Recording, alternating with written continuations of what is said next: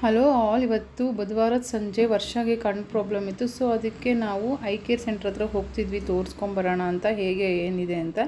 ಅವಳು ಗ್ಲಾಸ್ ತೊಗೋಬೇಕು ಅಂತಿದ್ಲು. ಹಾಗೆ ವೆಯ್ಟ್ ಮಾಡಿಕೊಂಡು ಒಂದು ಹಾಫ್ ಆನ್ ಅವರು ಡಾಕ್ಟ್ರ ಮೀಟ್ ಮಾಡಿ ಮನೆಗೆ ಬಂದ್ವಿ. ಹಾಗೆ ನೈಟ್ಗೆ ಡಿನ್ನರ್ಗೆ ಏನು ಮಾಡೋಣ ಅಂತ ನೋಡ್ತಿದ್ವಿ. ನೋಡಿದ್ರೆ ಆಲೂಗಡ್ಡೆ ಇತ್ತು. ಸೊ ಆಲೂಗಡ್ಡೆ ಸಾಂಬಾರು ಮಾಡೋಣ, ಅಜ್ಜಿ ಮಾಡ್ತಿದ್ರು ನಮ್ಮ ಹಳೆ ಕಾಲದಲ್ಲಿ ಅಜ್ಜಿ ಇದ್ದಾಗ. ಈಗ ಅದೇ ರೀತಿ ಮಾಡೋಣ ಅಂತ ಸಾಸಿವೆ, ಕರಿಬೇವಿನ ಸೊಪ್ಪು, ಒಂದು ಈರುಳ್ಳಿ, ಒಂದು ಬೆಳ್ಳುಳ್ಳಿ ಜಜ್ಜಿಕೊಂಡು, ಒಂದು 5ರಿಂದ 6 ಒಣಮೆಣ್ಸಿನ್ಕಾಯಿ ಹಾಕ್ಕೊಂಡು ಚೆನ್ನಾಗಿ ಫ್ರೈ ಮಾಡಿಕೊಂಡೆ. ಒಂದು ಅರ್ಧ kg ಆಗೋಷ್ಟು ಆಲೂಗಡ್ಡೆ ಬೇಯಿಸಿಟ್ಕೊಂಡಿದ್ದೆ. ಅದನ್ನು ತಣ್ಣಗಾದ್ಮೇಲೆ ಸಿಪ್ಪೆ ಎಲ್ಲ ಸುಲಿದಿಟ್ಕೊಂಡು ಚೆನ್ನಾಗಿ ಒಂದು ಕುಕ್ಕರಲ್ಲಿ ಹಾಕ್ಕೊಂಡೆ.